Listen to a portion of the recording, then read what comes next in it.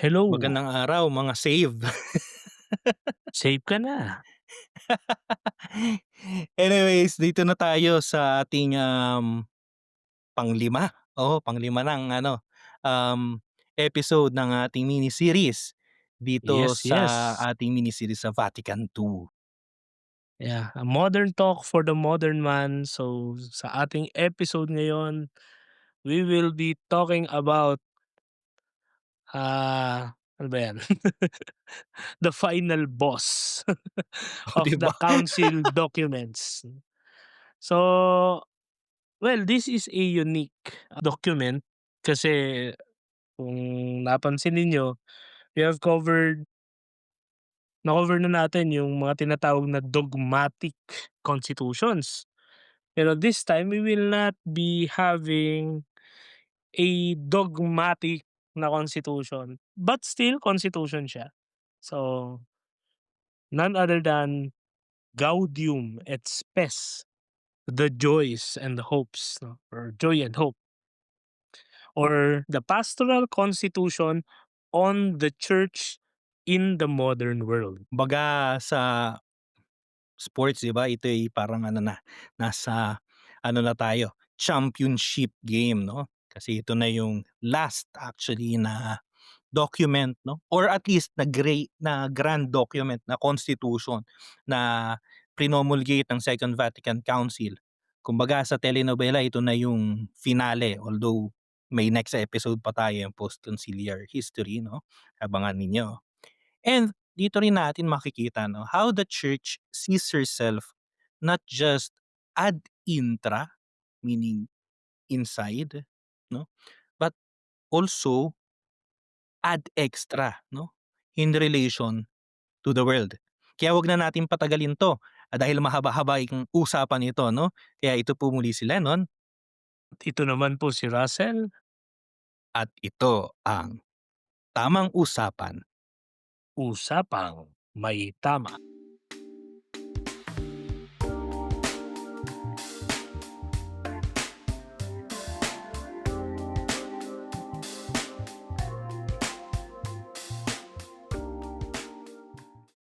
So, just to lead the kuwentuhan natin ngayon pare yung, sa hugot nga natin. So, just a brief historical context. Let's just try to imagine this. I mean mga 90s, 80s babies tayo, and some of you who are listening baka nga 2000s baby na kayo, eh. Mga third millennium babies. 1960s, kasagsagan ng Cold War na tinatawag. Praning talaga yung mga tao sa possibility ng another or ng pagputok ng nuclear war. Pero sa kabila ng lahat ng ito, merong rebuilding, na nagaganap. At least sa Pilipinas may gano'n tayong sense ng hope 'no, na post-war society na, nag-iba din tayo, nag-iba yung society. Just to digress a little nung nagtuturo nga ako ng, ng isa sa mga subject ko, madalas lagi nating nakikita lang yung Philippine history sa, ah, pre-colonial, tas Spanish, American, Japanese, tapos out of the blue EDSA na agad nasa isip natin, eh. Pero hindi, may post-war na reconstruction tayo, and gano'n din yung mundo 'no. So, nandiyan yung space race, 'di ba? Mga 60s yan sila ni Neil Armstrong 'no.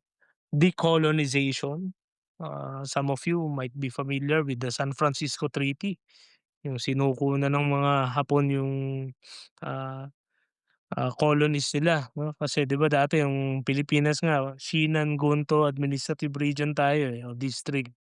Pero mga ano yan, late 50s yan.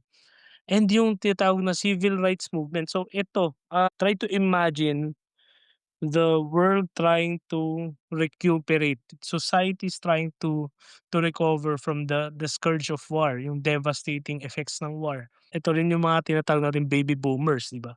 So ito yung ito yung, although may hugot si Father Lennon sa mga boomers na pare, pero Ito yung konteksto ng tinatawag nga nating Gaudium et Spes kasi, ito yun, ito yung panahon na isinulat ito at, prinoclaim ito ng simbahan.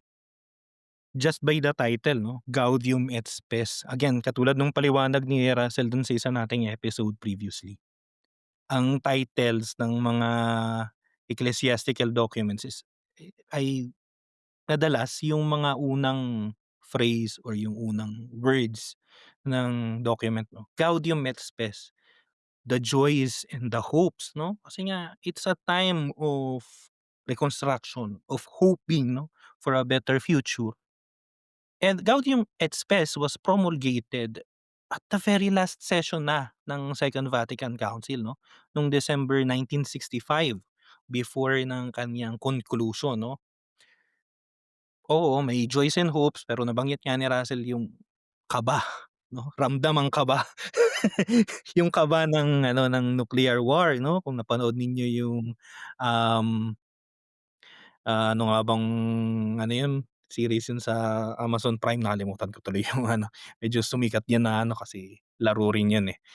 Mamaya maalala ko yung ano, yung title nung laro na yun 'no. So, ang setting nun 'di ba yung sa nuclear war na, post-nuclear war, um, society 'no. So anyways, mayroong ano kasi at this time ay nagsisimula, nasa height yung tinatawag nating Cold War 'no, yung giyera na hindi giyera, kasi Cold War siya ng between the, American allied nations and then you have the communist bloc 'no, led by the USSR or the Union of Soviet Socialist Republics 'no. So may nuclear threat, mayroong sense na parang divided ang mundo between communism versus capitalism.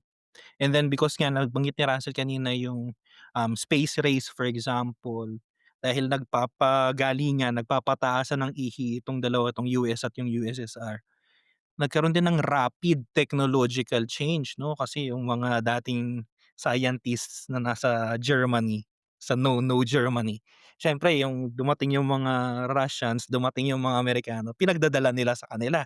Eh, di mas bumilis ngayon ang technological change 'no. Pope John the 23rd saw this already 'no, sa start pa lang, before pa siya magtawag ng council 'no. Kaya nga remember, ang pagtawag niya sa council nung kinonvoke yung council, ang sabi niya 'di ba, "We need to open the windows of the church, aggiornamento to the modern world." 'No, aggiornamento, to open up, to update. Marami kasing ano, maraming nagsasabi na iba yung interpretation ng adyornamento, eh. Yeah, pero siguro just a little critic on this 'no, and at the same time siguro reality check, the good Pope John the 23rd never intended to abruptly change everything overnight. Yung updating na 'to hindi 'to yung parang katulad ng iPad ngayon na meron ng, updates and boom, ko na, bago na ang simbahan 'no. Kasi yun din na yun nga actually iniiwasan, na maging superficial lang, na parang nakikisabay lang o kaya parang nakikiuso lang, 'di ba? Kasi may gano'n din tayong ano, maski sa Pilipino may gano'n tayong Tendency. tendency sa isang side, pero at the same time hindi naman siya muhi, pero meron tayong reservation when it comes to novelty, to changes na parang, bakit ka Oh, yan. makikiuso? Ba't ka makikiuso diyan, dapat ano ka lang, Ba't ka sasali sa bandwagon?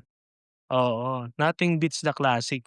Pero, ah, interestingly, since we're talking about the good Pope, the saintly Pope, John the 23rd, actually sumulat siya pre ng encyclical, na talagang tumatak 'no.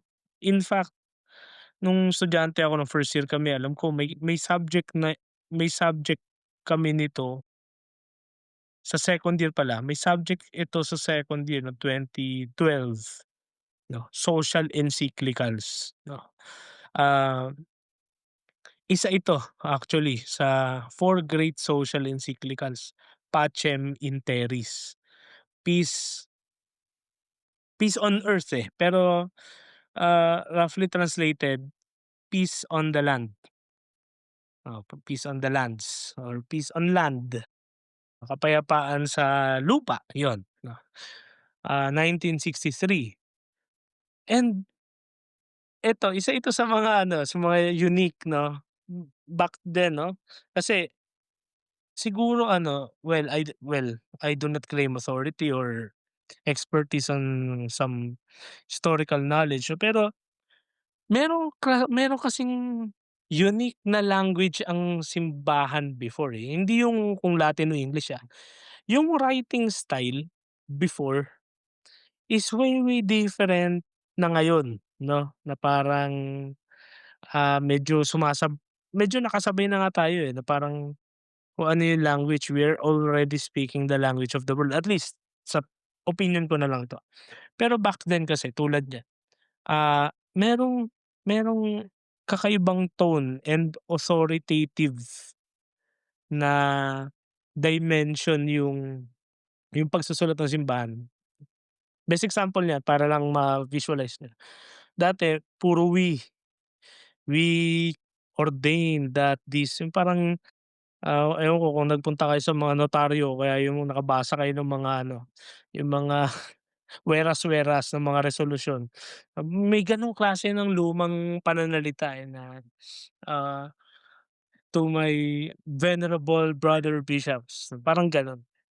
Pero itong Pacem in Terris medyo unique kasi usually nga ang mga encyclicals naka-address sa mga obispo. Sige mga kapatid kong obispo sa buong mundo, tapos parang binibigay niya yung task doon sa mga bishops to also, spread the word, 'di ba? Pero ito hindi, naka-address ito hindi lang din sa mga Katoliko 'no, naka-address ito sa lahat ng tao ng goodwill, sa lahat ng tao na may mabuting kalooban, ah, to all men and women of goodwill. Ito yung ano, ito yung spirit na dala nung Gaudium et Spes din. Pero, just a fun fact, ah, and also to address this, hindi ka puwedeng maging Katoliko tapos ini-espouse mo yung communist na ideology. So, bulag ka. Kung kung hindi ka bulag, nambubulag ka, mapandin lang ka. So, ibig sabihin hindi ka rin nagiging matinong Katoliko. Bakit ko yan nasabi? Madami sa mga circles natin, sa academic circles, hindi mo maintindihan, Katoliko ka ba o komunista ka? Ako wala akong issue dun sa communism na red tag, kasi alam naman ni Father Leno, kami ni Father Leno minsan we can lean kung political yung usapan, we can lean on depende sa issue, hindi kami depende sa ideology, depende kami sa issue. Pero ang point ko diyan, yung Pacementaries, outright kino-condemn ni Pope John the 23rd yung communism. Sabi niya, "It will not work, hindi siya solution, actually nga source pa siya ng social evils, eh." So, kasi 'di ba sinasabi ng komunismo para sa mga manggagawa, para sa mga dukha, sabi ng sabi ng Pacementaries, "Teka, matagal ng trabaho 'yan ng simbahan at ang tawag dun ay ebanghelyo." So, hindi 'yun, hindi ideolohiya daw ang sagot. Anyway, puwede naman natin pag-usapan 'yan sa ibang topic, pero gusto ko lang 'yun i-share as fun fact. Medyo flawed yung argument o yung kaalaman ko diyan, pero sure na sure ako yang Pacementaries di ko makakalimutan 'yan, Isa sa mga key provisions niyan is outright condemnation ng communism. Anyway, balik tayo sa Gaudium et Spes pre. Yeah, and now you see 'no, meron ng backbone nga itong or precedent 'no, itong Pacementaries. Pero it wasn't an easy task 'no, hindi siya parang prinesent yung document sa mga council fathers ta's approve na 'no. Actually, yung first draft na well, niyo na 'no kung pinakinggan ninyo itong mini-series natin since the start. Eh, laging gano'n ang nangyayari 'no, the curial offices prepares a draft document tapos yung council fathers parang, "Ay kulang 'to, so we will create our own." Laging gano'n. Gano'n din ang nangyari dito 'no. Kasi yung first draft ang title niya is The Ecclesia in Mundo Uis Temporis 'no, so the church in the temporal world 'no.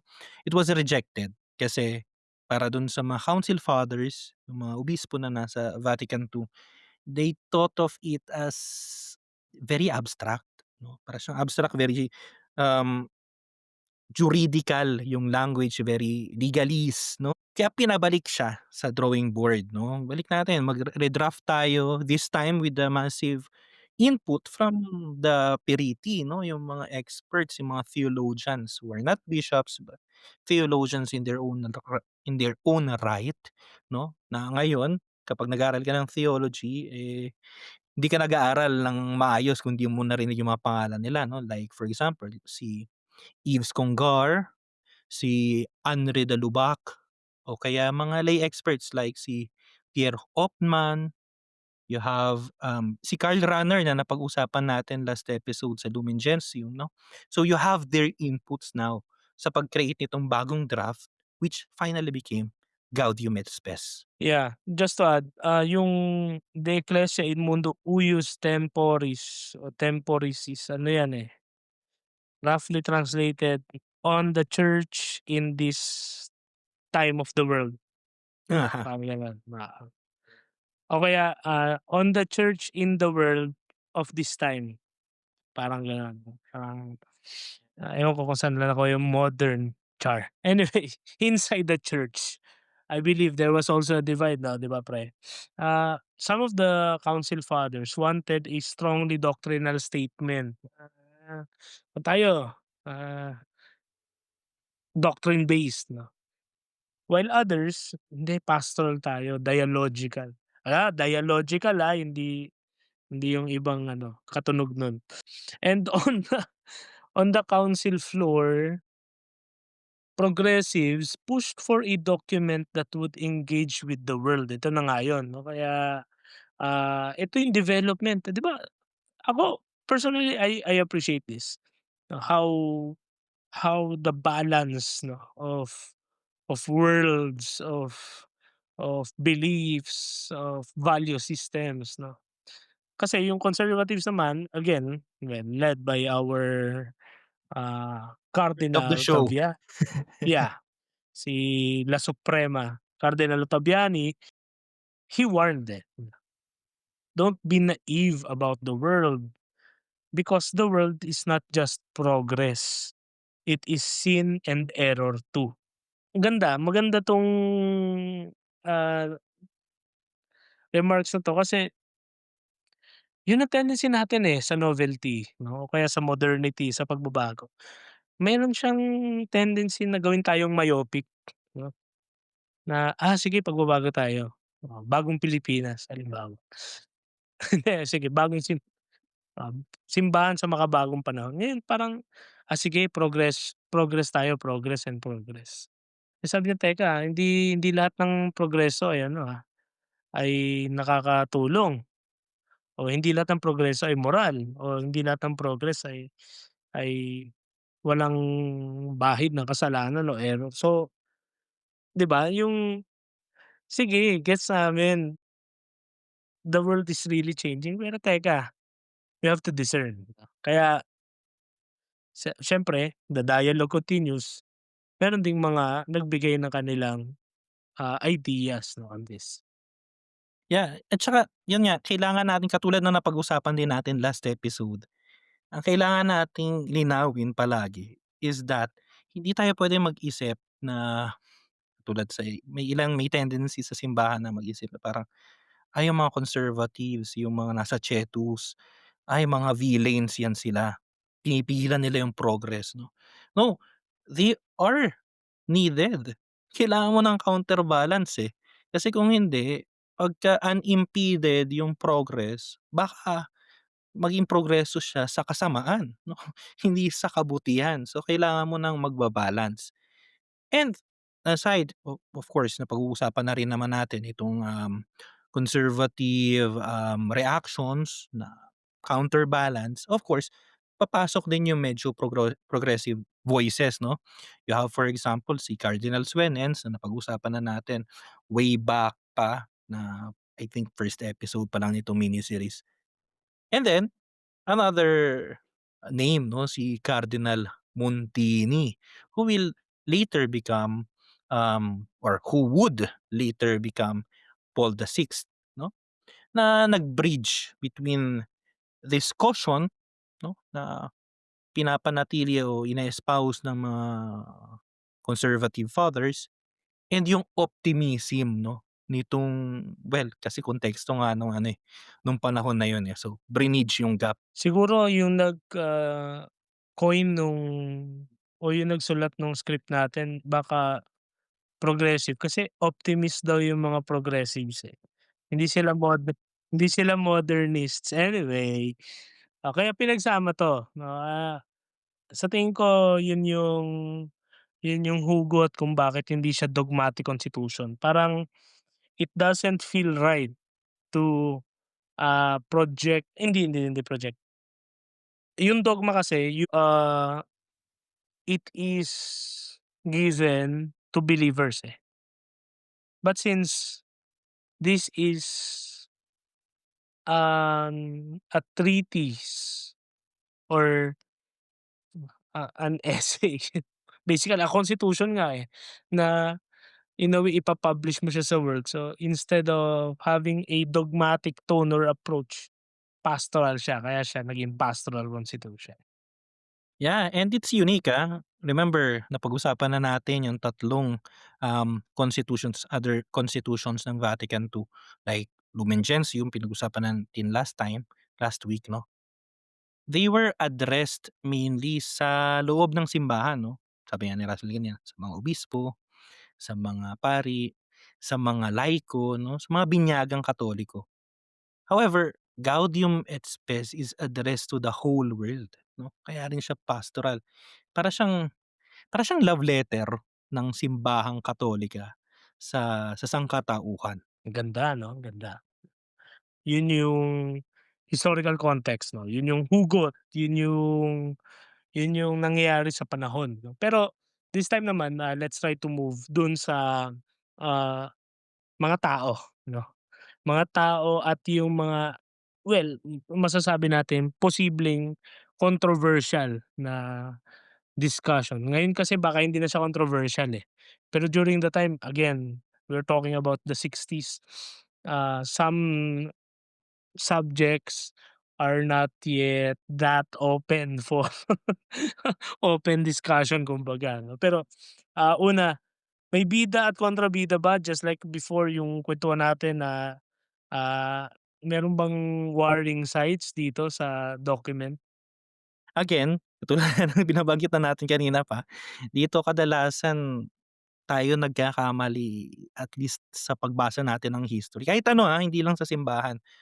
We tend to read history as if history is a telenovela 'no, dapat may bida kontrabida. No, remember, as we said last time din, I think nung sa last episode din sa Lumen Gentium 'no, that even the conservatives 'no, hindi sila villains, far from it. They were necessary. They were necessary as counterbalance kasi nga baka masobrahan, 'di ba? Minsan gano'n, eh. Hindi lahat ng progreso ay tama, eh. For example, ito malayo na 'to, eh. For example, nung pinag-uusapan yung, I think cloning. It's a progress 'no, scientific progress. But is it ethical 'no, cloning of a human being? Is it ethical na 'pag naisip nila papaano sino siya, 'di ba? Kapag yung rights niya ba pareho pa rin ba, ay mas ano, mas malalawak na philosophical questions 'no. So, not all progress is ethical, is good 'no. So, kailangan mo ng counterbalance 'no.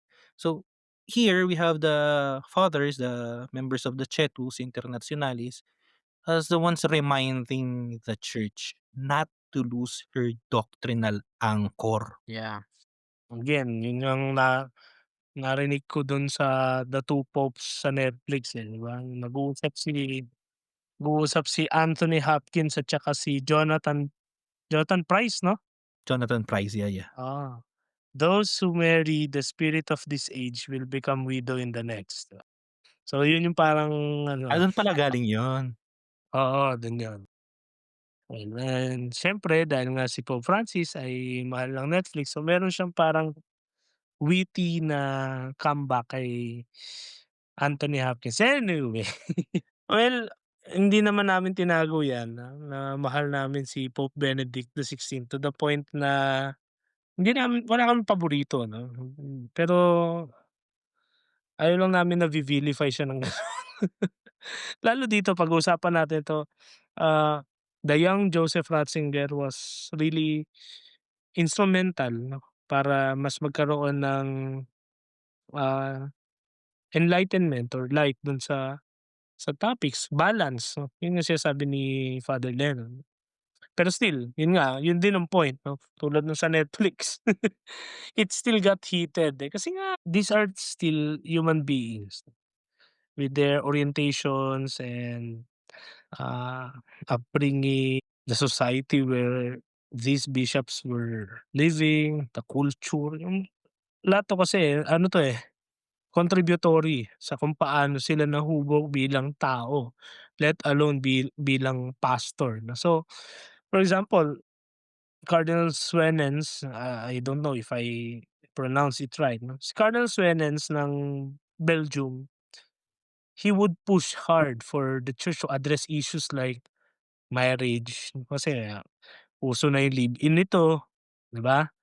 Uso na yung extramarital affairs, 'di ba? So, Divorce.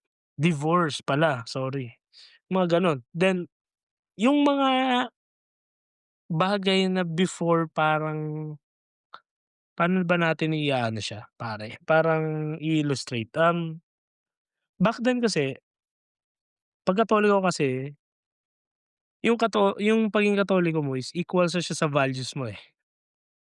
Parang buo ka, eh, at least before 60s na I mean, let's say yung mga hindi Hindi naman siya ano, medieval, hindi siya cafeteria Catholicism, yung oo, pipili ka lang na ano, set A, oo, set B. yes, oo, parang Catholic or nothing ka, eh, parang Catholic or Protestant ka. So, kapag hindi ka Catholic, Protestant ka. Oh, so walang hindi gano'n kalabo yung linya, eh. Pero during this time nga with the technological advances, yun yung pinu-push ni Cardinal Suenens na, "Hindi, pag-usapan natin marriage, family, culture, economics, pag-usapan natin." Kasi especially Europe of the time, you see how, Rizal illustrated the friars or the priests during his time. Walang ganito, walang economics na ano, wala wala kung meron man bibihirang-bibihira 'no, malamang mga Jesuita rin ang pakana pero culture, family, marriage, all of this 'no, 'yan china-champion 'yan ni Cardinal Suenens. Meanwhile, of course, our friend of the show, si Cardinal Ottaviani 'no, as quote unquote "guardian of the orthodoxy" 'no, yung kanyang worry lang naman, baka yung document 'no, yung draft ng Gaudium et Spes, masyadong optimistic 'no. Kasi nga, yung optimism ng post-war period baka nalilimutan natin yung reality that sin abounds in the world 'no, yung danger ng secularism 'no. Baka masyado tayong nagta-trust kasi before that, before the council katulad ng pag-usapan natin sa history, may certain sense ng simbahan na kailangan mong maging defensive 'no. We are under attack by modernism, by these revolutionary ideas 'no. And then now parang, okay, lahat ito very good 'no, pero lahat nga ba 'to very good? Na dapat na lang nating ampunin. Yun lang naman ang punto nitong ano, nito ng mga members ng CHETUS 'no. Yeah, pero ito na nga, ito yung pinag-usapan natin kanina, itong mga theological experts, dito rin natin sila unang makikilala 'no, kumbaga in the sense na mas nagningning sila dito. Karl Rahner, Joseph Ratzinger, both theological experts, they played big roles during these discussions. For Rahner, he helped articulate how grace is at work in history and culture. May pagka-Heideggerian kasi 'to si Rahner, eh. So, kumbaga in a way, parang Christianize na yung notions na deeply Heideggerian. Kaya sabi niya, grace at work, yung anonymous Christians. Ito yung time na yun na parang, ah, ah, hindi natin dapat i-vilify yung medieval times, 'no, yeah. Illiteracy should not be only perceived as something negative or bad, pero with all of this, grace has been at work during these times. It's not always only during the glorious times, eh, but even in the awful and the darkest of days.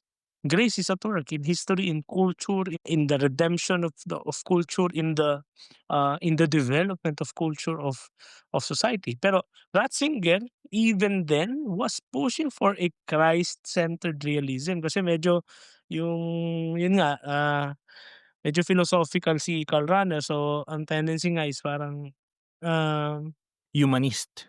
very welcoming, yeah, yeah, humanist yung approach ni Karl Rahner, eh. Kaya ma-e-enjoy siya ng mga again, ng mga Heswita, ng, ah, Well, Jesuita siya.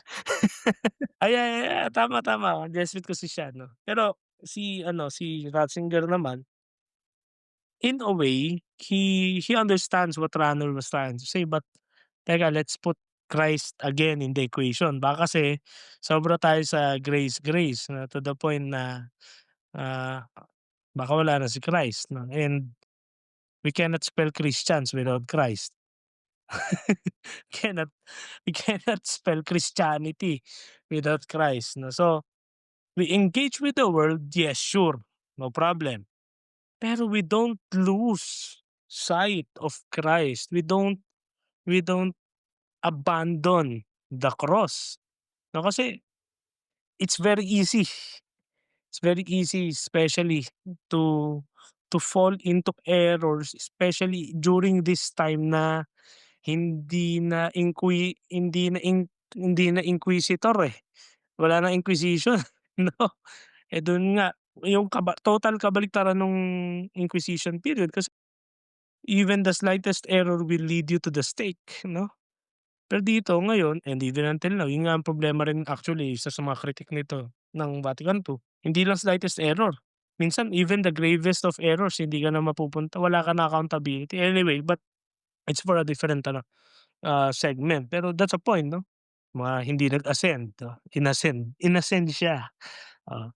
Pero we don't lose sight of the cross. We don't lose actually the cross itself, we don't lose the cross, 'no. We don't compromise, we don't forget Jesus and Him crucified. And of course, hindi natin puwedeng malimutan din 'no, the likes of Henri Dulabac or, Yves Congar na nabanggit na natin kanina 'no.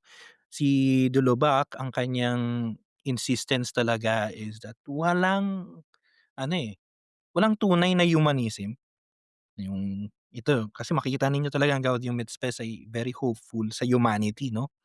Walang tunay na humanism na hiwalay sa Diyos. Kailangan nandun yung fundamento ng humanistic values. Parang ano, human dignity, 'di ba? Human rights. Hindi ka puwedeng magsabi na may human rights tapos ihiwalay mo yun sa Diyos 'no? I remember for example, way back parang ilang buwan ng nakararaan, nag-react si Bishop Barron dun sa isang comment ng isang journalist 'no, or pundit. Kasi yung mga journalist sa US minsan pundit na rin, eh. Na sabi niya kasi ay, ang human rights, ang rights ay nanggagaling sa gobyerno. Sabi ni Bishop Barron, "No, no, no, no. Human rights comes from God." 'Pag sinabi mong galing yan sa gobyerno, ibig sabihin anytime puwede nilang tanggalin yun, puwede nilang palitan yun. No, it comes from God. The same here, 'no? Humanism must be anchored 'no, sa Diyos 'no, sa reality ng Diyos. And of course, we have the great ecclesiologist 'no, the theologian of the church, about the church. Yves Congar, the French Dominican ata 'to si Yves Congar kung di ako Oo, kalaban daw ni Runner 'yan sabi nila. oo, kasi Jesuit tapos ito Dominican lagi magkalaban or UST tsaka Ateneo. Well, may ano pa yun, may historical talaga hindi lang yung Yeah, yeah, UST yeah, tsaka yeah. Ateneo kasi yung sa Jansenism din dati. Anyways, other topic yun. So si Yves Congar, just like the other Periti 'no, and the progressive, fathers, he pushed for reform 'no, na kailangan talaga ng simbahan ng reform. Pero always faithful 'no, always faithful to Christ. Hindi puwedeng mahiwalay dun, hindi puwedeng reform for reform's sake 'no, hindi puwedeng progress for progress sake. No, no, no.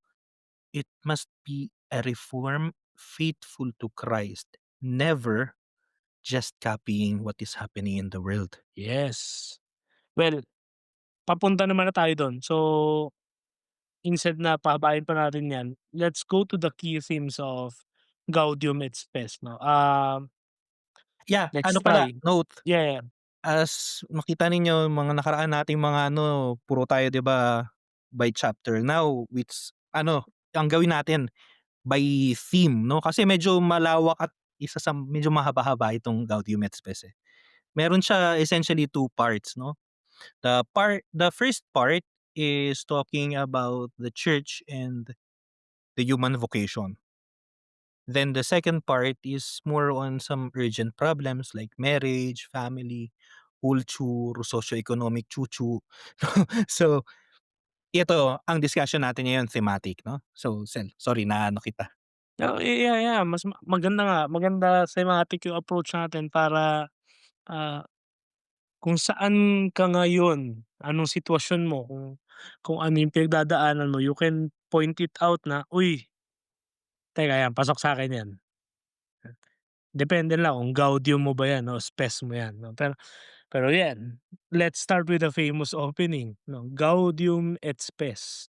The joys and hopes, the griefs and anxieties of the men of this age, especially those who are poor or in any way afflicted, are the joys and hopes, the griefs and anxieties of the followers of Christ. So that is GS number one. Yan kaya Gaudium et Spes. Yan mismo yung opening statement, yung opening sentence ng document na 'to. Ang galing nito, eh, kasi ang sinasabi just at the first statement na ang simbahan, ang mga Kristiyano, hindi tayo spectators, hindi tayo nakahiwalay sa mundo. Rather, tayo mismo yung nandun sa mundo, tayo yung nagsa-suffer, tayo yung nakakaranas ng joys, tayo yung mayroong hopes for the future 'no. That is the church 'no. Ito yung magandang sinasabi dito ng Gaudium et Spes, that the hopes and the joys of the world that we are hoping for, we are looking forward for, is also the hopes and the joys of the church 'no, the followers of Christ. Again, looking back dun sa last episode natin, Lumen Gentium, the church is not just the hierarchy. The church is all of us 'no. It is not a societas perfecta, it's not a perfect society or community. Rather, the church is the people of God. So punta na tayo ngayon sa mga tema talaga 'no. Yan, isa sa mga, unique again 'no dito ay yung, passionate siguro or yung lengthy na discussion on human dignity. Foundational siya, eh. So, sa paragraph 12 'no, GS number 12, it says 'no, "Man was created in the image of God and is capable of knowing and loving his creator." Ito yung sinasabi kanina, kaya yung mga hugot namin kanina ni Lennon, dito namin pino-point out na, sige, we engage siya, pero we don't lose our anchor 'no, yung ating doctrinal foundation. So, Imago Dei 'no, hindi natin puwedeng i-compromise yung identity na yun na tayo ay Imago Dei, created in the image of God. And the capability 'no, man has the capacity to know and to respond to the creator 'no, by loving the creator. Capax Dei 'no, yung Homo Capax Dei na tinatawag sa theology. At diyan nanggagaling yung human dignity, yung human rights 'no, because we are created in the image and likeness of God.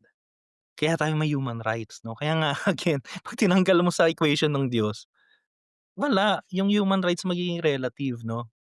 And this image and likeness of God ay nakikita natin 'no, especially doon sa tinatawag nating conscience 'no, which the church teaches as the voice of God from within each of us 'no. Napag-usapan na natin 'to, usapang conscience. Remember kung hindi niyo pa yan naririnig yun, after nito yan puntahan ninyong ano, episode 'no, way back I think season 2 pa ata yun.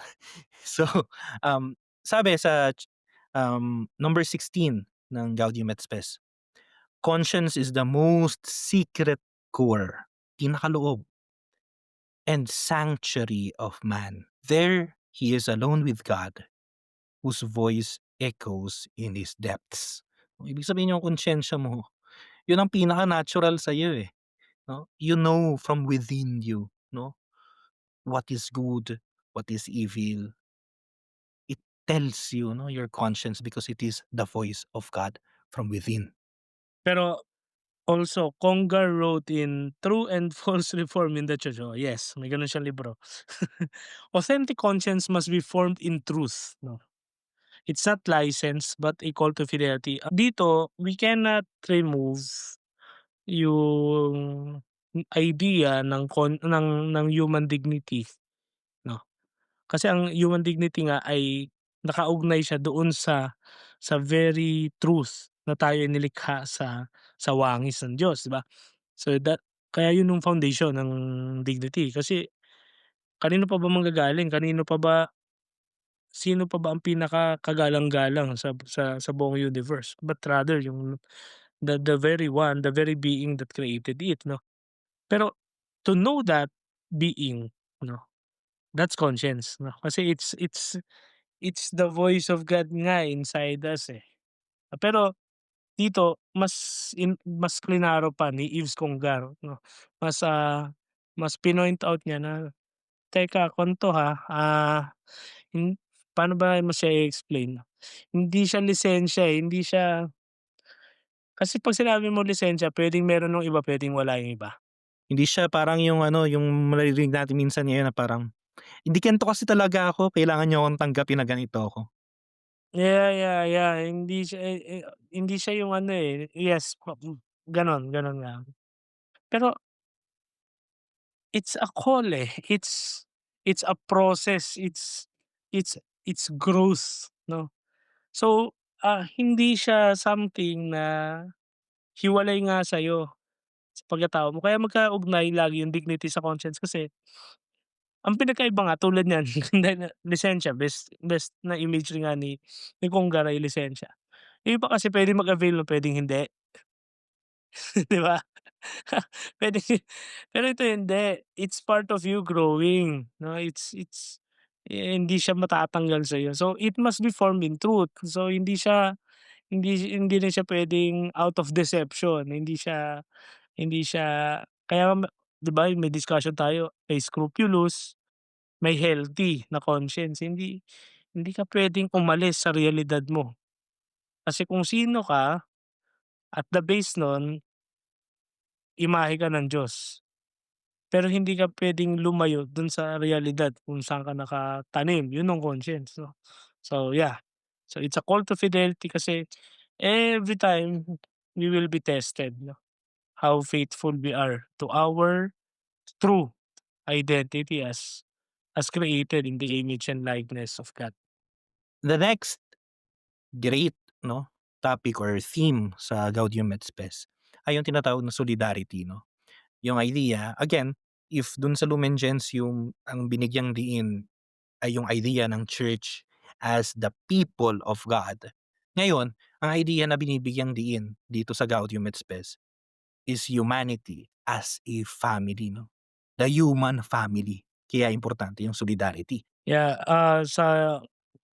sa nabanggit din natin kanina yung isa sa mga great thinkers ng panahon 'to, si Henry de Lubac, 'no.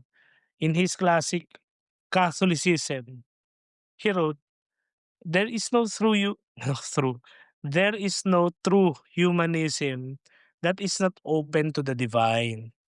Man cannot save himself in isolation, he is saved as part of humanity." Why? Because of this time with all the advancements in technology and sciences, may nabubuo ng ano, tigas ng mukha ang tao na, baka all this time wala naman talagang Diyos. Baka mahina lang din talaga tayo mag-isip before o takot lang tayo sa reality. Eh, ngayon we can fly. We started flying in the atmosphere. The next thing we know, we are flying beyond the atmosphere. We landed on the moon. So, with all of this, yung tawag nga nila 'di ba, ungodly advancements. De Lubac was trying to argue na actually hindi, yung humanism na sinasabi niyo, it still has to be open to the divine kasi it's the divine that enables all of this, eh.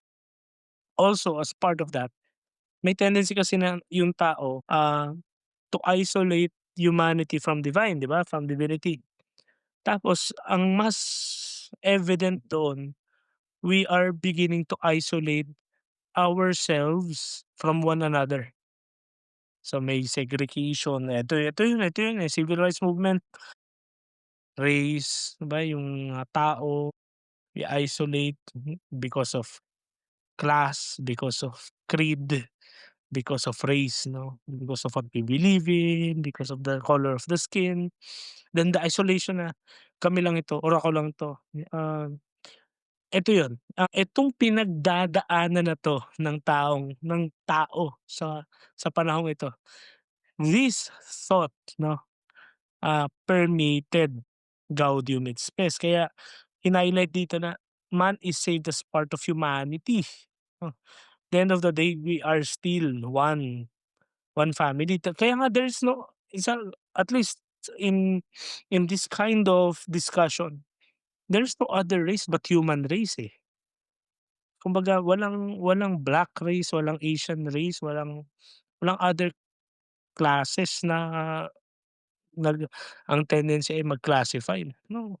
We are all one family that is called humanity. We are all God's children, 'di ba sabi dun sa kanta. Ayun, Hindi, sabi ni tsaka Jamie. this idea 'no ni Anre de Lubac, kinuha 'to, it permeates the Gaudium et Spes 'no, especially dun sa paragraph number 3 'no, it frames it very beautifully para sa akin 'no. Sabi dun, "The church has only but one sole purpose," 'no, one na soul pa, iisa lang talaga yung ano, yung purpose ng simbahan, and that is that the kingdom of God may come and the salvation of the human race be accomplished 'no. Yung idea na may nakita ako na idea video sa Instagram ng isang protestante, sabi niya, "The Catholic Church claims to be the kingdom of God on earth." No, that is not true. The church does not claim to be the kingdom of God on earth 'no. Rather, the church's mission is to inaugurate that kingdom 'no, the kingdom come. And paano natin mai-inaugurate 'to? Ang sinasabi ng simbahan ngayon dito sa Gaudium et Spes, hindi lang sa ating, mabubuting gawa. Rather, hindi lang siya individual, I mean, it also implicates the social 'no. Papasok ngayon yung social justice 'no, bakit tayo church for the poor 'no. Nakikita mo ngayon dito yung, contributions ng Latin American church, ng mga, third world quote unquote countries, yung mga bishops galing dun sa mga bansang yun. Teka, hindi lang tayo puwedeng magsalita tungkol sa dogma, which is yun talaga dapat, yun ang puso. Pero we should also be active sensitive kapag nakikita natin ang injustice. Why? Because by fighting for justice, we are also inaugurating the kingdom of God, no? Because the kingdom of God is not just for one race, for one class, it is for the whole human race. So as the church, as the guardian, as the inaugurator of this coming of the kingdom, kailangan din natin 'yan 'no, mag-work para doon 'no. So makita mo ngayon yung ano, yung evolution 'no, yung fundamento na we are created, bawat isa sa atin, we are created in the image and likeness of God. So we have human dignity and we know that because in our conscience, we are that dignified that God, we have the voice of God from within. And because of that, hindi tayo individual lang na maliligtas na kanya-kanyang ano lang, interpretation ng scriptures kumbaga. No, we are a human family 'no, nakakaapekto yung mga nangyayari. So yung solidarity ng simbahan sa human family, the care for, social justice 'no, for human activity 'no, na eto ngayon ang next nating ano, main theme. Yeah, human activity and culture. Well, Gaudium et Spes also speaks about culture. In number 53, it defines culture as all of those things that make human life more human. Ang ganda, ulitin ko yan. Culture uh, is everything that makes human life more human. Ang isang tina-target dito, kapag inhumane. Ito yung sinasabi kanina ni Cardinal Ottaviani na, "Teka, hindi ibig sabihin nagpo-progress ang society o ang mundo, free na siya from error o kaya ng immoralidad o ng sin. But rather we have to be cautious. We have to look at this kasi meron ng human activities na inhuman na ang approach, na you have, yeah, again, segregation, yung violence 'no, war. We're still recuperating from the war, no, from the wars that happened, that really destroyed societies 'no. So, culture, ang pino-promote or ang dapat nating i-promote o ang dapat nating tingnan o maintindihan ng culture ay hindi yung napagkasunduan lang at lalong hindi yun nabubuo dahil sa takot 'no, but rather what makes may elemento na dapat present. Dapat merong human life at ang human life ay nabubuo at ang mga proseso para mabuo ang human life ay human, kasi well, eto na nga rin yung mga panahon na nag-eeksperimento tayo sa cloning, baka nga baka hindi natin alam, baka si Lennon baka clone lang ito. Parang during the time yun yung yun yung ano, yun yung issue nito 'no. Pero yun yung hugot diyan sa GS-53. Dito mo mapapansin ngayon yung influence ni Karl Rahner 'no, na yung kanyang theology of grace 'no. Remember yung nabanggit kanina ni Russell, mas alam ni Russell 'yan, eh, kaya medyo mas maganda yung kanyang, Wala na, discussion kanina. kinakalawang na ako diyan. Pero just to sum it up 'no, ang argument ni Karl Rahner, eh, that God's grace is not opposed 'no, hindi siya opposed sa human activity, sa human progress 'no, but rather grace works through it 'no, sa progress 'no. And ito ay ano, katulad nga ng sabi ni Saint Paul 'di ba, "Where sin abounds, grace abounds all the more." Ang grasya ng Diyos ay hindi siya yung pang-spiritual lang, quote unquote 'no. Kasi minsan gano'n tayo, we dichotomize things, eh. Ang Diyos pang-Sundays lang, then from Monday to Saturday, akong bahala do'n. Bakit maraming ano, nagnanakaw ng mga pulitiko na very religious, nagko-quote pa ng mga Bible verses bago magsalita? Because of that thinking na magkahiwalay yung aking public life, yung aking, ginagawa ko, yung activity ko, and yung aking spirituality, yung aking private life, quote unquote 'no. iniisip nila magkaiba yun. So, okey mag-sorry na lang ako sa Diyos kung nagkasala ako sa aking public life. No, no, no. Ang sinasabi dito is that grace can also work 'no, in your activity, sa kultura, sa science, sa art 'no. It can work there 'no. So, hindi mo puwedeng ihiwalay yun. 'Pag hiniwalay mo yun kaya mag-a-abound yung sin doon sa culture. Culture of impunity, culture of death, culture of silence, 'di ba? May mga ganyan tayong pinag-uusapan ngayon. Dahil hiniwalay mo, tinanggal mo, kinat mo again yung fundamento ng image and likeness of God na pinag-usapan natin kanina, yung solidarity. Ngayon, yung kultura, yung human activity, yung sciences, yung art, lahat 'yan pinupuspos ng grasya ng Diyos 'no. So therefore, this sphere of the human is not a threat 'no. Rather, these are places where grace can be found. Only if we allow grace to be there in the first place. 'Yan, oo. Lalo kanina medyo ano ako sa science, eh, 'no, pero ito rin yun yung development ng art, eh.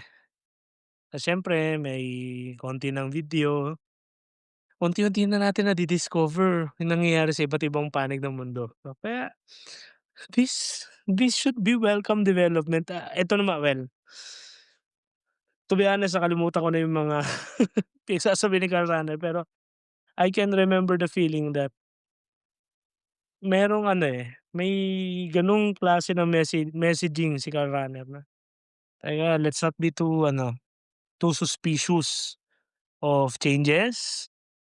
Let's welcome what can be welcomed. We can welcome things without compromising ourselves." Parang gano'n, yun yung pagkaintindi ko 'no. And of course, the Lubak, meron din siyang crucial na insight. The natural and the supernatural are united 'no. Kaya nga hindi mo mai-spell ang infinite without the finite, eh. The point is united tayo in nature, and culture is not outside God's plan 'no. And it can be even further elevated by grace 'no. Kaya maalala niyo yung mga kuwentuhan 'di ba na nagluto ang Diyos, so merong medyo hilaw, merong medyo sunog. Gano'n. Eto yung mga panahon na gano'n yung approaches natin, eh, ta's ang Pinoy daw sakto lang yung luto, golden brown daw. Eh, siyempre bias yun sa Pinoy, 'di ba? So, may magagalit sa'tin 'pag gano'n. 'Pag gano'n yung ating ano, yun yung ating account ng creation. Anyway, the point is, culture should not be immediately judged as something negative. Yun lang naman ang ano dito. But rather everything 'no, culture and human activities should, well, first for us as the church, should be able to discern how grace works, and for the world, how to fully enrich culture and human activity. Isa lang ang point, make it human. And from here 'no, pupunta na tayo dun sa medyo mas specifics, yung mga sa part 2 na tinatawag na mga some urgent, questions 'no. We go first sa marriage and family 'no, na again, yung context balikan natin yung sinabi ni Russell kanina, by this time sexual revolution is starting. Hindi mo na kailangang magpakasal 'no, yan ay tanikala lang 'no. Dati yan ay minority lang na voices, ngayon by this time 1960s, 70s parang mas marami na nagsasalitang ganyan. Go 'no, famously for example sa philosophy, si Jean-Paul Sartre at yung kanyang partner na si Simone de Beauvoir, 'di ba, meron silang agreement na kasi ang kasal ay pangtali lang, eh. So ano tayo, open relationship pero faithful tayo sa isa't isa. May mga gano'ng idea na 'no, 1960s 'to, eh, so ang daming mga revolutions, eh. Pero ang dinefine ng council dito sa Gaudium et Spes is that, marriage hindi lang siya kontrata 'no, kasi yun yung ano, eh, yun yung human idea ng marriage, eh. Kaya ang sabi namin sa inyo, nag-usap na ba tayo ng sacraments? Ay hindi, hindi. Pakinggan ninyo ito sa ano, sa Piling Propeta Teka Lord na pag-usapan namin ni Ann Mir dun ng ano, ang sacraments. Ang sacrament of marriage, Ang origin niyan, yung hindi sacrament, yung marriage lang. So, hindi siya matrimony. Kontrata 'yan between two families 'no, between two families to unite 'no. Yung mga Romans gano'n, eh.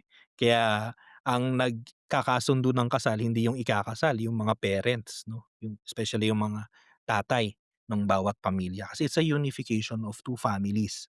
Kontrata, so puwede mong i-void yung contract, puwede mong i-divorce kasi, di ka na masaya dun sa ano, sa contents nung contract o sa tingin mo ay yung kabilang panig ay hindi kinumply yung nandun sa kontrata, tapos kailangan mo magbayad kapagka meron kang infractions 'no.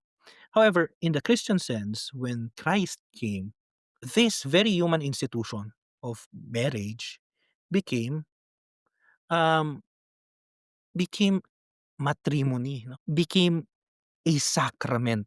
Sacrament again, hindi ito episode about sacraments, but again, just to clarify, sacraments are the visible signs of invisible grace 'no. So, meron na siyang mas malalim na ano, kaya nga yung ano ni Kristo 'di ba that whatever God puts together man cannot put asunder.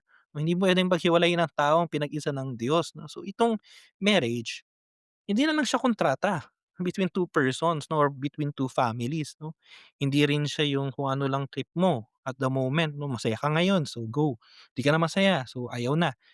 No, rather sabi sa paragraph 48 ng Gaudium et Spes, marriage is an intimate partnership of life and love rooted in covenant. Covenant mga kapatid, hindi siya kontrata. 'No, covenant. Ano ba ang covenant?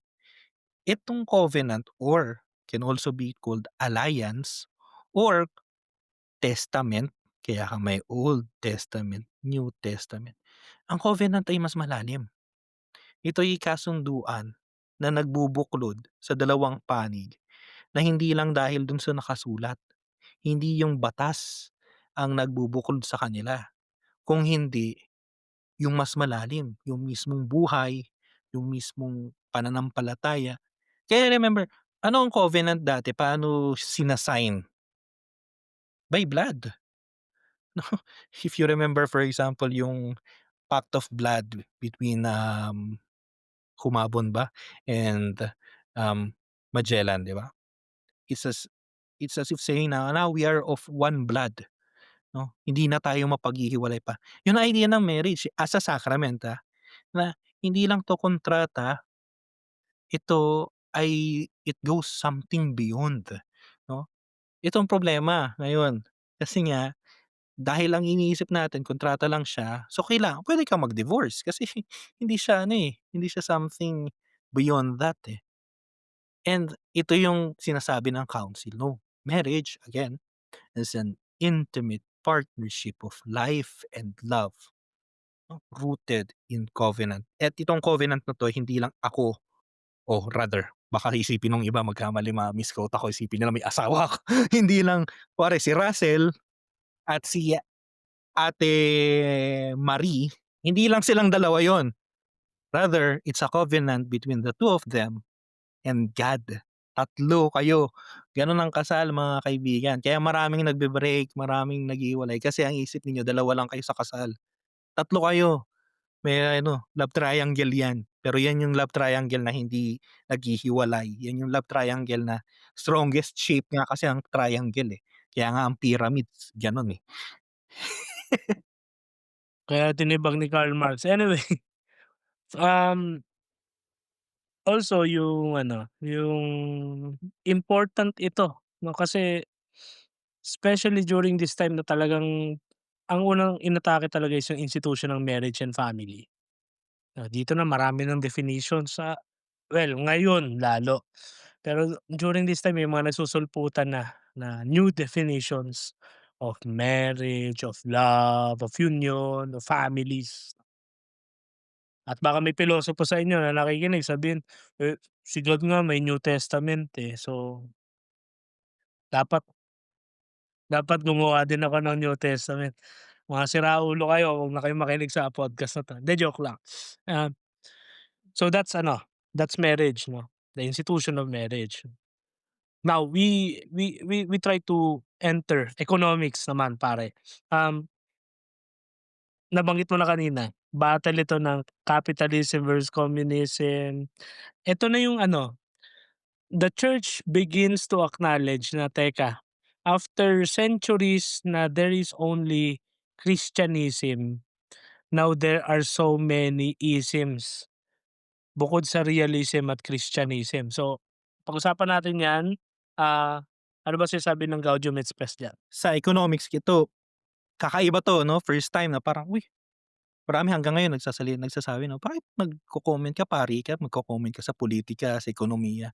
'No, pero ito sa Gaudium et Spes 'no, sabi sa paragraph 63 'no, kini-criticize ng document ng Gaudium et Spes at ng council din yung tinatawag na unbridled liberalism or capitalism and yung collectivism or communism 'no. So both 'no, hindi yung iba sabi nila, ang simbahan ay masyadong kakampi ng mga kapitalista, ng mga mayayaman, ng mga Panginoong Maylupa. Sabi naman nung iba, ang simbahan ay masyadong komunista, puro ano, for the poor, laging puro may pasako-sako pa sila, ang dami nilang pa-rally 'no. Bakit kailangan mag-promote ng simbahan ng mga rally na magsusuot sila ng white t-shirts?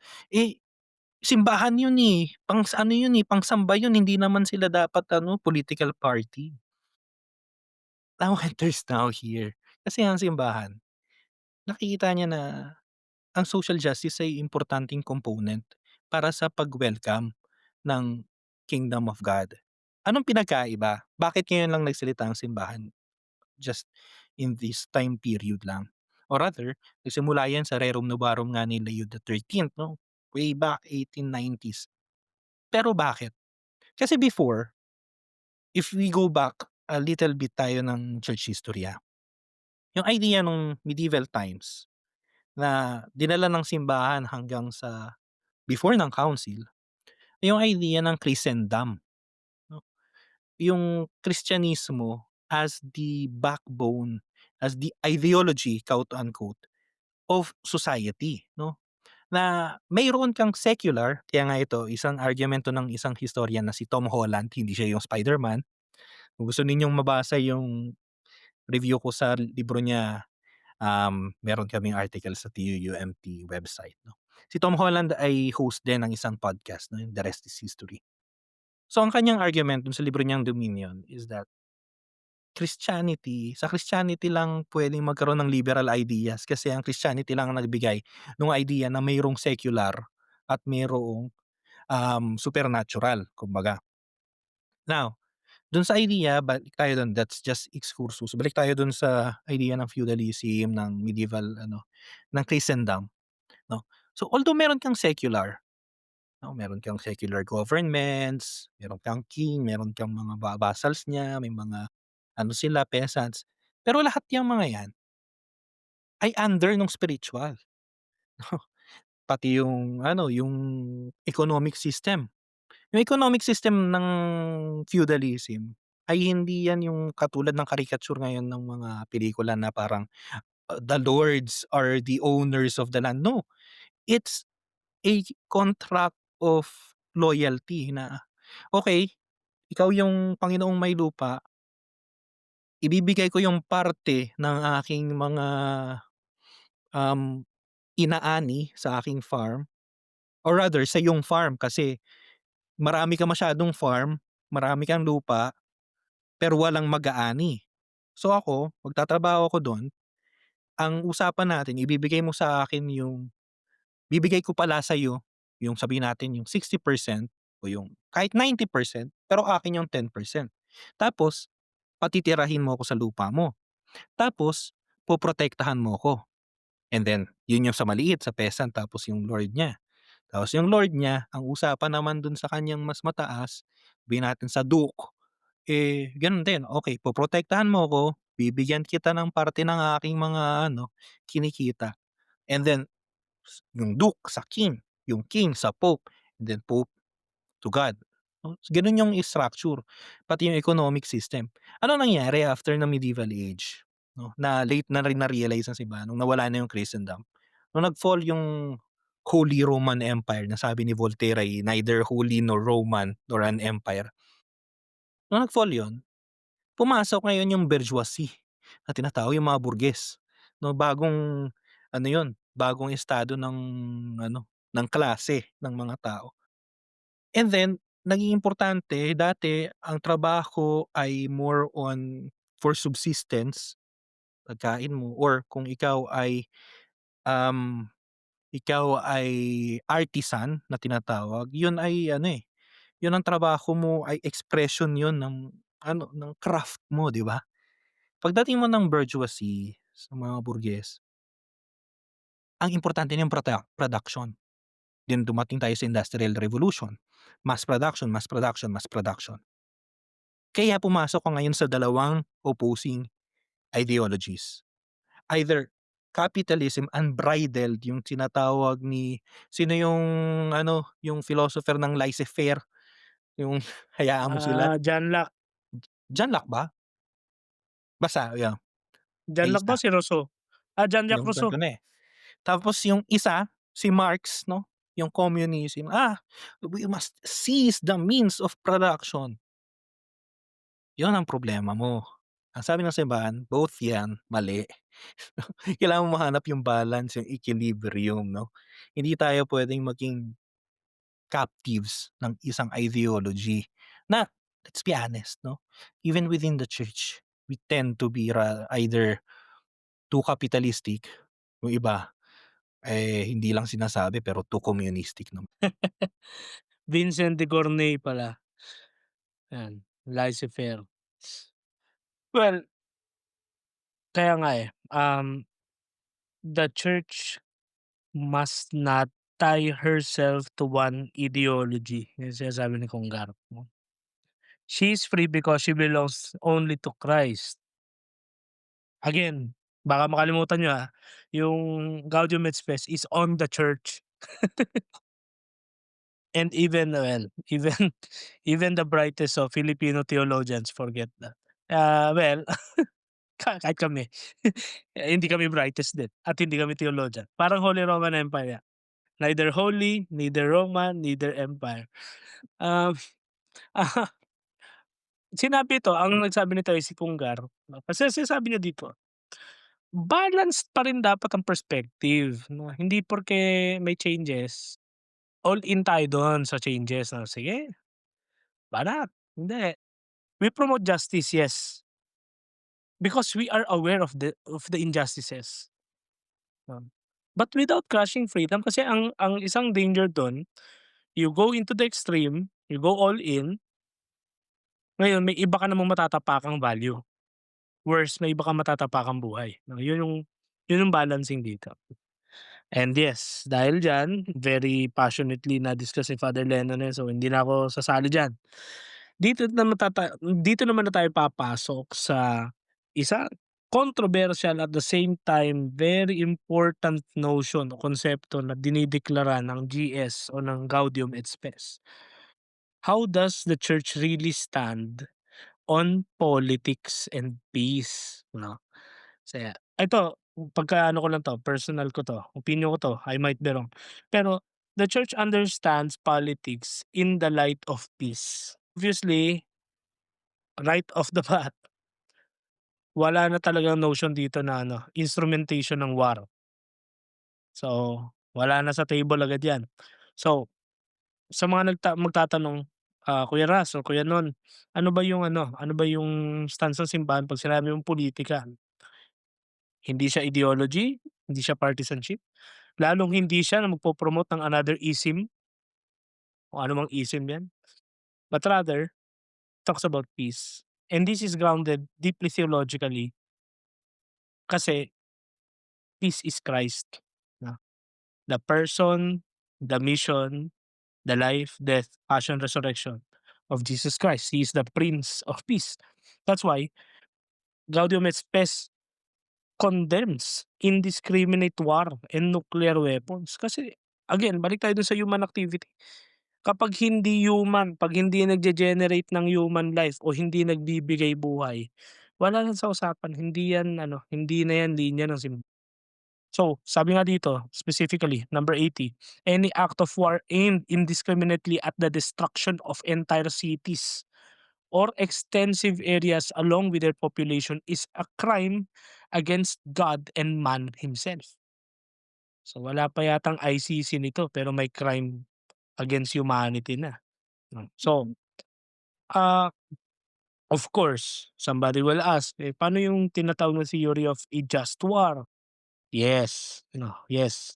Hindi naman bulag ang simbahan dun. Pero the point here was yung indiscriminate war, yung war because it's just controlled 'no, the capacity to wage war being left, uh, uncontrolled in the hands of the powerful 'no. Ito yung talagang vehemently kino-condemn ng simbahan. Imagine and this is happening during the Cold War. So, it is really prophetic. If you will ask how how the church even until now stands, yan, Gaudium et Spes is a good reference to understand how the church thinks, how the church delivers its message or her message dahil siya ay mother, 'no, when it comes to politics, 'no, and peace talks. Genuine peace ang pino-promote dito ng simbahan, hindi yung superficial na, sige mag-ano lang tayo, mag-summit tayo sa Manila tapos magkapit-kapit bisig tayo sa photo ops tapos may world peace na. Hindi, hindi gano'n yung hindi simbahan. And, just try to imagine, may effect ito kasi tingnan niyong maigi sa history wherever the church goes or whatever the church touches, for example, the Pope. Meron talagang effort to really work, at least to work, hindi mag-secure ng peace, to work for peace. Martial law was lifted few days before Paul VI visited officially the Philippines. Kaya siya ni-lift ni Ferdinand Marcos Ay talaga Sr. ba? Di ko alam. kasi pupunta ang Papa. Oh! Kaya niya ni-lift yan nung 81 yata, yun din yata yung nasaksak si Paul VI sa Manila. Yun yun, yun yun. So imagine, imagine all of these things. So, um, that's that's the framing at least 'no, or the stance. So, well, automatically and obviously it's a very controversial topic. So, if ano, since 1 hour plus na tayo, punta na tayo ngayon sa ano, controversies and ayan, paborito namin ni Lennon, excesses, abuses 'no, on Excesses. excesses ng, joke lang 'no, pero of course there are controversies and Yeah, excesses yeah. involving this, important document. So, Pads, Siguro before we go there, an example lang kasi baka nag-iisip kayo, paano sa tunay na buhay itong just war theory ng simbahan 'no? An example, nung inatake nung 1990s, inatake ng Iraq under Saddam Hussein ang Kuwait, in-invade nila ang Kuwait. Ang response ng West, ng US and their allies ay atakihin ang Iraq 'no, 1990s, so tinatawag na Gulf War. Sinuportahan 'yun ng simbahan ni Pope John Paul II. Why? Because it is a just war. Kailangan mong mag-defend, eh, kasi hindi tama yung ginawa, eh. Pero yung atake sa Iraq after nung 9/11 attacks, hindi 'yun sinuportahan ng simbahan. Kasi walang justification yung giyera na 'yun, eh. So just an example 'no, ng, just war theory. Now let's go, controversies, favorite natin na excesses.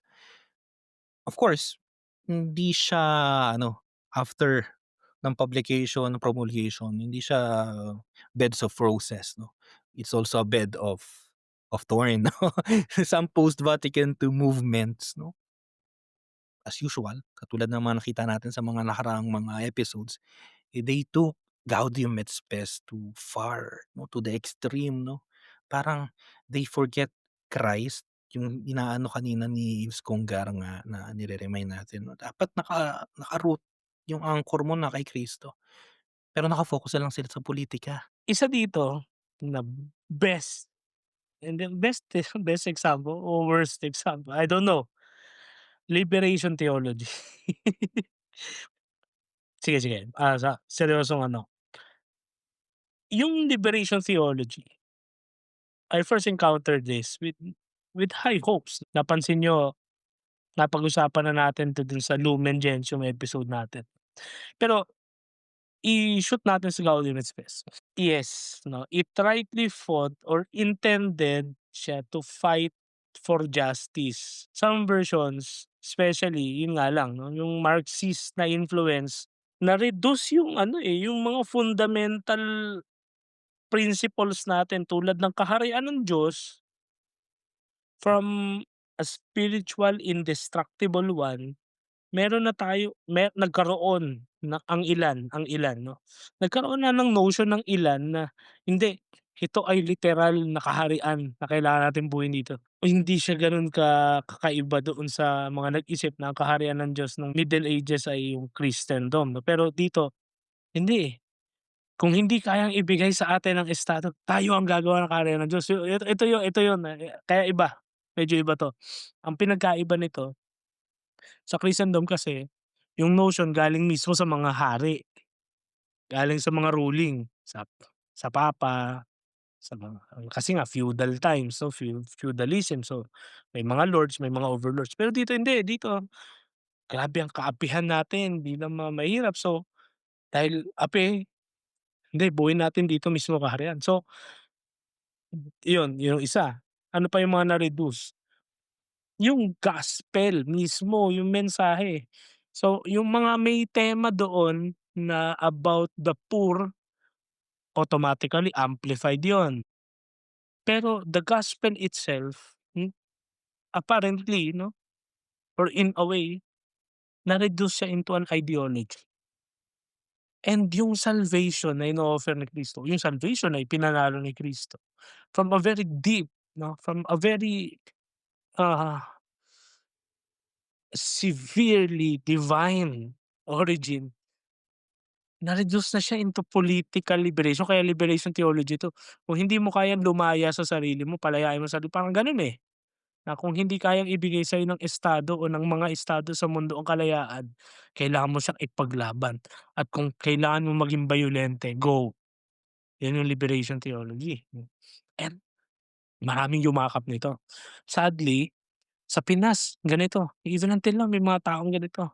Kaya hin-highlight natin 'yun dun sa Pacem in Terris na hindi ka puwedeng maging Katoliko at the same time komunista ka. Kasi parehas yung dalawang yun, parehas silang dini-denounce yung isa't isa. Yung mga tunay na komunista walang Diyos yun, galit sila sa simbahan. Yung simbahan naman, sinasabi nila na, "Teka, never naging solution. Walang komunismo na walang communism na nag-work sa kahit anong society.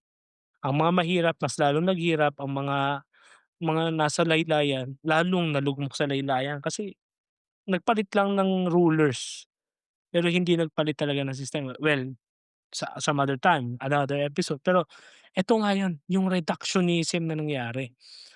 Ah, I would like to believe 'no, bilang isang anak ng simbahan, hindi yan intensyon ng Gaudium et Spes at never intend ng Gaudium et Spes yan.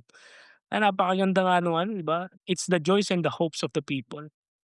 Walang ano dun, kung babasahin niyo yung Gaudium et Spes, wala kang sinabi diyan na "O sige, magalit kayo sa mga mapaniil na gobyerno ninyo at pabagsakin ng mga pasista." Walang walang gano'ng walang gano'ng linyahan dun 'no, walang gano'n. So, eto yun, eto yung isa sa mga examples, marami pa, pero, that's the point. So, eventually, it has to be corrected, tama ba? Yeah, "Seize the means of the kingdom of God" kasi yung tahanan nila.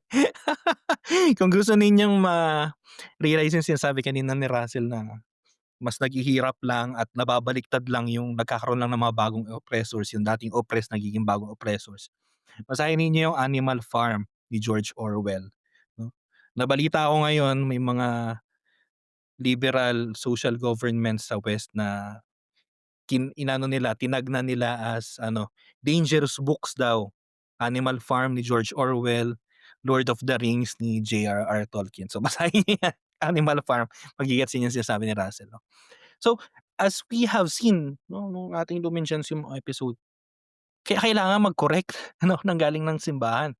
Kasi dito sa mga excesses na 'to 'no, we have John Paul II, 'no, Saint John Paul II, and then Cardinal Joseph Ratzinger 'no, they had to correct these excesses. Na, "Teka, saan napapunta yang liberation theology niyo, baka mas Marxist na yan kaysa Christian." 'No? Remember yung Dominus Iesus, yung document 'no, ng, Congregation for the Doctrine of the Faith headed by the then Cardinal Joseph Ratzinger, in-address itong problema ng liberation theology or theologies kasi nga marami sila, eh, hindi sila uniform, iba-iba 'yan. So, there, the good cardinal emphasized na Christ is unique. He is the unique and universal savior 'no. So, kung maghahanap ka ng liberation, kailangan hindi mo tatanggalin yung ano, yung connection kay Kristo 'no. The church cannot be reduced to just a political actor 'no. Oo, may nakitang injustice, denounce it kasi part 'yan ng ating prophetic ano, eh, mission, eh. You announce the gospel, you denounce injustice. Pero, pero you cannot separate the spiritual side of things 'no. Crisis activist nga raw sabi nung iba 'di ba? Activist siya pero ang una niyang aktivismo hindi laban sa mga powers that be. Minsan yun ang sinasabi ng mga nagho-homily, hindi. Ang una niyang aktivismo laban saan? Laban sa demonyo 'di ba? Laban sa spiritual powers that be, no, the prince of this world. Yung prince of this world na yun, 'no, sabihin nung ibang mga liberal theologians, "Ay, it refers to the Roman emperor." No! It refers to Satan. Oo, it refers to sin. Yun ang unang liberation, yun ang mas importanteng liberation. So, hindi ka puwedeng ano, hindi mo puwedeng paghiwalayin yun. The point is, liberation is necessary, but it must be a liberation in Christ. It must be a liberation by Christ.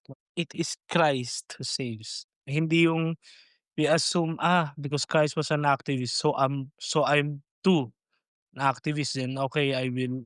No, kasi tulad niyan napakaganda nung ano mo, imaginin mo how brilliant minds can also twist scriptures for their ideological agenda.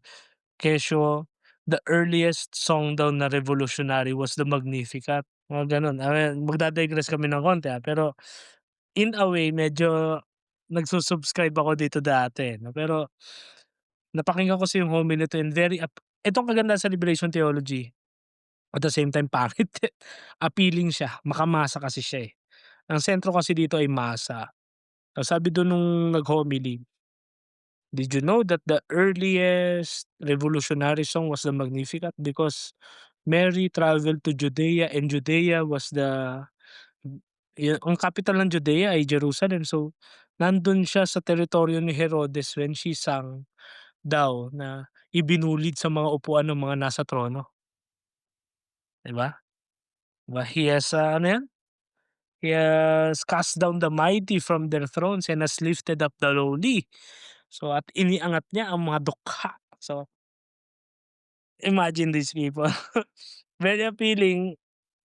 At some context maganda siyang tingnan 'no, at some context may truth dun, pero not in this kind of, line 'no, hindi sa linyahang ito na kailangan mo mambulid ng mga mag-topple ka ng government, sa tingin ko maski si Maria hindi yun yung, hindi yung intention niya 'no.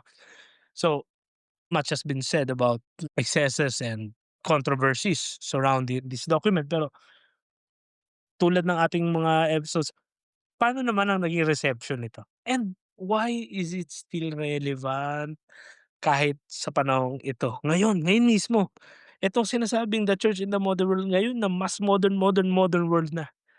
Kailangan ba ng bagong Gaudium et Spes pads o Gaudium Spes o wala ng Gaudium, Spes na lang or wala na ring Spes? Very, very hopeless and joyless ng generation ngayon. I mean, is it still relevant or is it during the 60s lang? And yun nga, yung initial reception muna tayo. Baka Dolores et Ira na yung kailangan ni suffering and ano, wrath. No, no. You see, until today 'no, yung mga themes na pinag-usapan natin, yung mga grand themes ng Gaudium et Spes, it still resonates with us today 'no. War, ilan ang giyera ngayon sa mundo? Dalawa lang yung laging pinag-uusapan ng media ngayon, pero pinag-uusapan ba yung giyera sa Burma or rather sa Myanmar? Pinag-uusapan ba yung giyera sa Ethiopia? So, ang daming giyera ngayon sa mundo 'no. So, war, climate change for example, that's also a social issue that is also being converted into a cultural issue 'no. It's a political issue rin 'no. Yung culture of ano, of death 'no, yung proliferation ng pagsasawalang halaga sa buhay. You have what, abortion, you have euthanasia. Yung pagle-legalize ng assisted, dying o yung ano, kasi karapatan mo raw kung may karapatan ka raw mabuhay, may karapatan ka rin daw na ano, na mag-suicide, 'no. So, we have those ideas, we have those, happening now. Poverty, hanggang ngayon may poverty pa, 'no.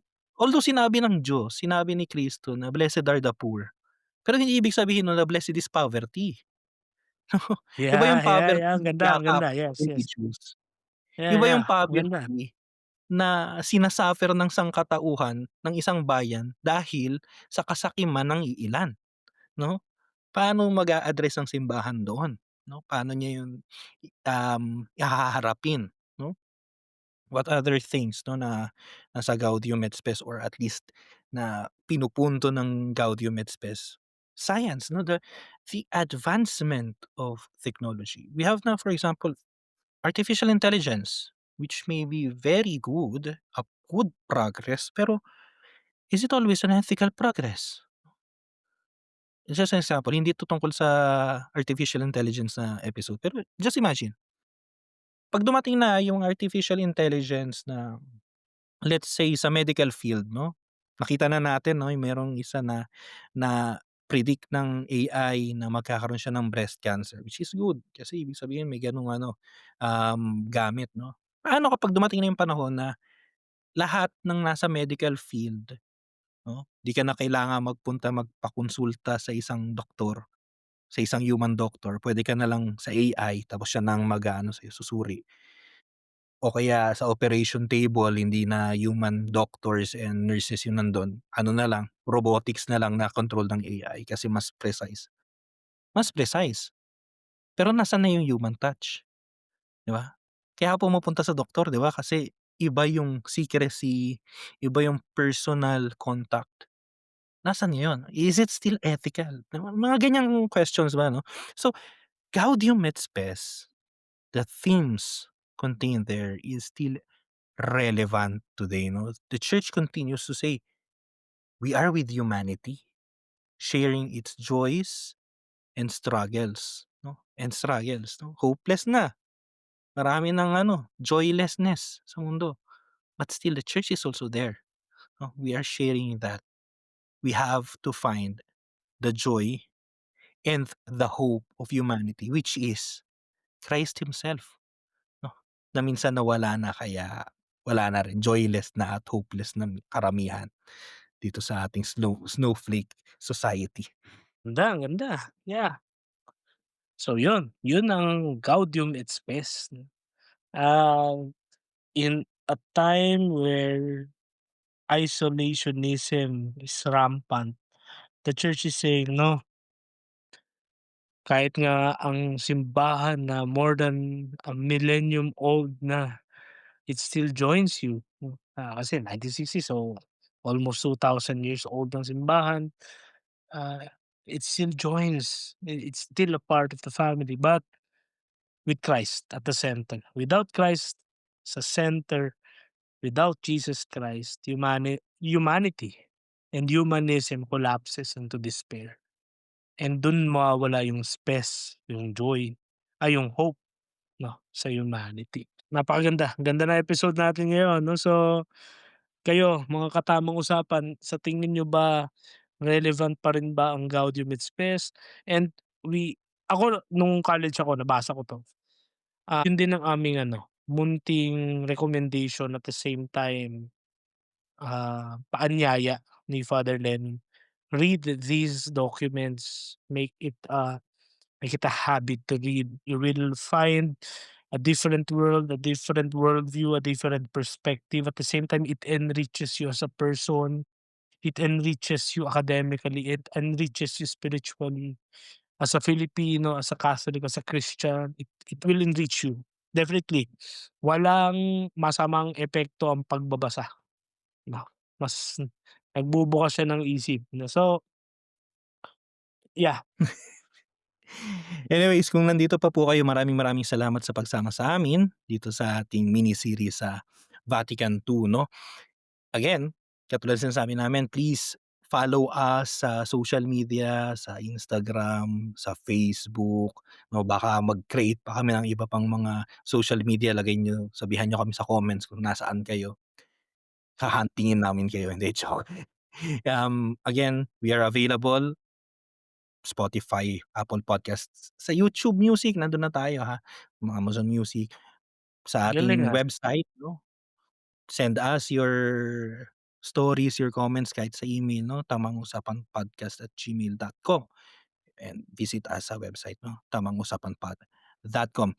Next episode, we will be concluding this journey 'no, month-long journey ng ating Vatican II experience, which is actually hindi namin planano pero will be coinciding with, or at least a few days apart from the feast 'no, yung memorial ni Saint John the 23rd, the good pope who called for the council 'no. So next week, we will be discussing about the post-conciliar history 'no, the its legacy, its lessons, especially sa Philippine Church for today 'no.